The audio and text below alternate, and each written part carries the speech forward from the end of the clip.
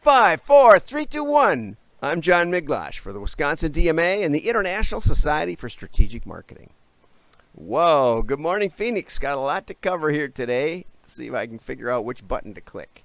Okay, a couple of weeks ago, on the 4th of July, actually, I did this rousing show where I talked about how Mark Ritson is wrong because he was talking about how great it was that Tesco was beating up their vendors and cutting their prices. And that's okay, maybe for the number one price leader, but Ritson admitted they can't beat Aldi. Aldi is, the whole company has been designed to generate the lowest possible price. So Sarah Vizard had another article about Sainsbury, which I like their Earl Grey tea. People bring it to me from England. It's not expensive. It's just great Earl Grey tea. I got a whole bunch of it on the shelf right here. And Sainsbury was running a campaign where they showed the quality of their produce and the sourcing. And so I told a story about back in the day. Actually, it was in 1987, after the huge stock market crash. I know, I can't help it. It's this window here. This window is showing me double.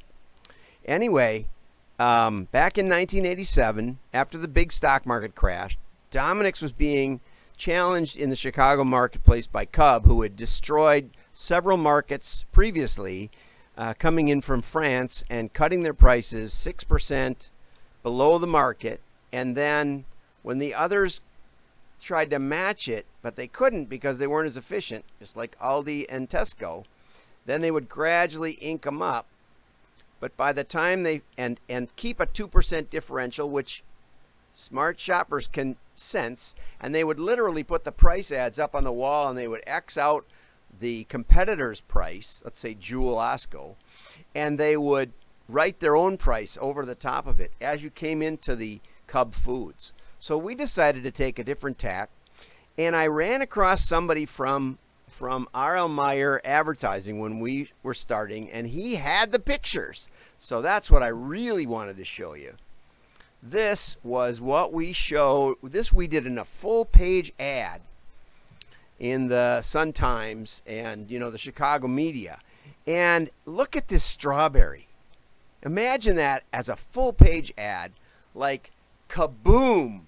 Nothing like traditional grocery store advertising.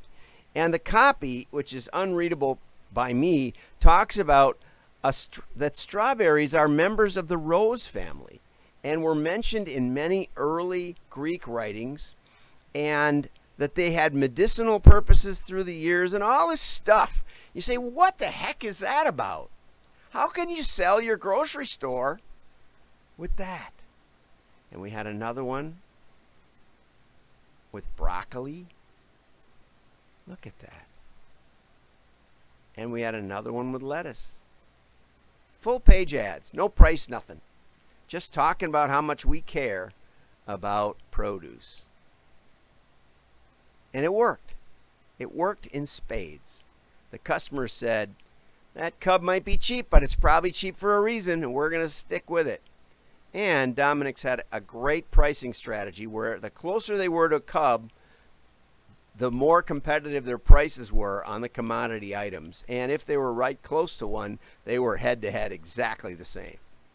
So you could still buy your meat and egg, or your eggs and your milk at the same price. It was a great strategy, but I wanted to show you because, too often I malign branding, I malign positioning, I malign good creative,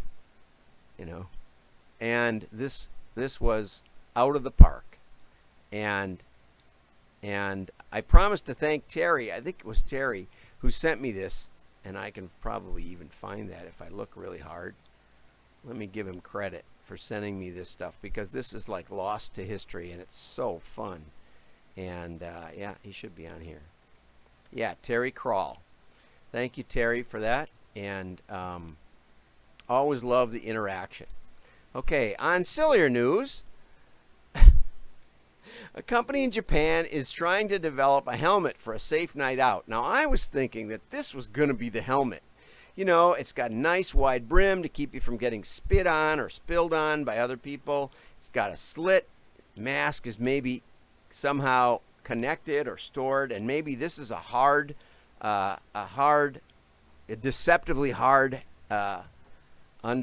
underlay, so that if you get bonked on the head by a beer bottle or some other riot brick, that you're well protected. But that's not it. They actually didn't like their own rendition of it enough to put up a picture because it looked like an astronaut helmet. Imagine bringing your date to a bar with an astronaut helmet on. So it's better to be safe than to be hit by spit. And a bunch of the top brands like Jim Beam and Maker's Mark and Courvoisier, notice I know how to say that because that used to be my drink of choice. I once shared a cab at a convention, and I said, I'll pay for the cab, you buy me a drink. And the guy said, great. And we got to the hotel, which was the Adolphus in Dallas, which is this beautiful old hotel, but just gorgeous. And I ordered a Courvoisier, and I think it was about double the cab fare. But anyway, that's his problem. Okay, so LLBean is going wholesale in the United States. What a great move. They're going to have some of their products in Nordstrom, Staples, and Scheels. And they did this in Canada last year, and they did it in Japan a little bit. So it's just a great move. Here's one in the things you never knew. Pornhub is having an ad sweepstakes. So 100 companies, they have to have less than 100 employees, can recover from the COVID-19 pandemic. Now, I've actually never even visited Pornhub, not even their homepage. I don't know anything about them. But I wasn't really interested in this, but I thought, oh, well, let's read the article. It's certainly interesting. No matter where you are, if yours is small and needs a little stimulation, we're the experts. That's why we're giving away ads on Pornhub. And the tagline on the offer is "Big Package for Small Businesses." Anyway, but they have advertisers from all over the world: Brooklyn Tea, Casa du Mike, Faline and Simle Seed Market or something, El Florista from Spain, Bici Radici from Italy. Anyway, I just thought I would. Oh, and a footnote to the article: Pornhub is being sued by a deaf man who wants them to offer closed captions. Okay, I keep trying to get on a seriouser note. Okay, Twitter is cracking down on QAnon conspiracy, banning 7,000 accounts and affecting 150,000 others.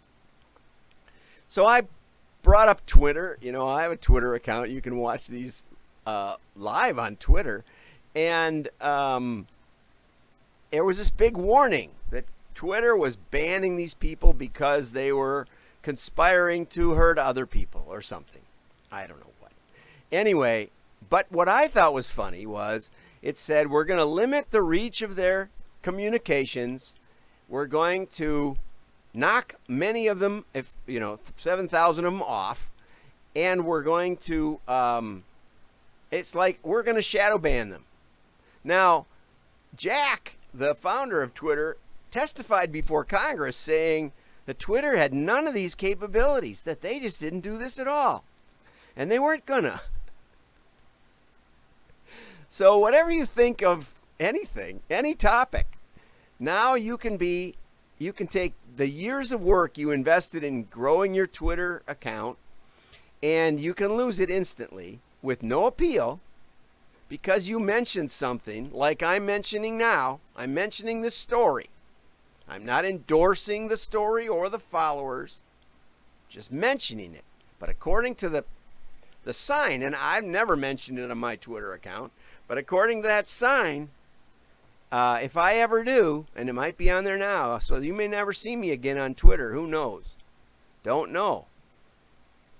But amazing that there's no due process. There's no chance to face your accusers. You're just gone for mentioning a word. Think about that. on social media. Okay, Gartner predicts IT spending will plummet by $300 billion, which is only like 8 or 9%. Now, keep in mind, just a few months ago, Gartner said global spending to reach $3.9 trillion. Now, I'm not exactly faulting Gartner. I'm just saying predicting the future is hard. Really, really hard. And one of the things that IT is trying to do is get more efficient. They're also trying to get more security. So we got a little chart here. And we've done really well in cutbacks. The reason is that IT hates marketing. I don't mean they hate marketing in general. I don't think they care much. But they hate marketing people.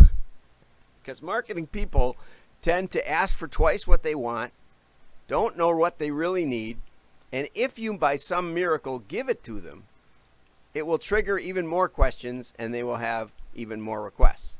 So IT knows, as helpful as IT people are, which they are probably the most helpful people you'll ever meet, they will try to deliver half of what's asked for, and they just don't know which half.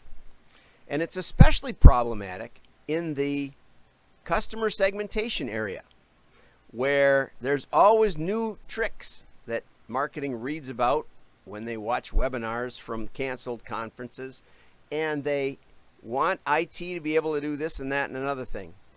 And so often IT will call me up and say, hey, we heard that you could help us with our marketing people. And one of the things I do is I tell marketing people, you don't want that. That's not going to help you. What you really want is this. Now, that's not the greatest sales technique. In fact, it's probably the number one worst sales technique you could ever imagine. But after a while, they start to realize that maybe I might have a point and they should at least consider it. And the IT people are cheering in the back room. And so what happens is the IT people say, hey, why don't you handle the marketing, customer analysis, segmentation stuff? And if they ask you for something silly, you can just say that's silly. And that doesn't get us in trouble, and it'll save us a ton of work, because almost all IT spending is around operations and finance. They want efficiency, and they want to know what's going on. What are their costs? What's their overhead? What are they going to have to report to their shareholders? So the marketing is not baked into their process. But if marketing buys something, it might have implications for your IT. So if you want to save IT a lot of headaches, give us a call. And you'll be right on the ball with what Gartner's recommending. I hope you enjoyed that. Like and share. Your friends will think you're smart. Bye-bye.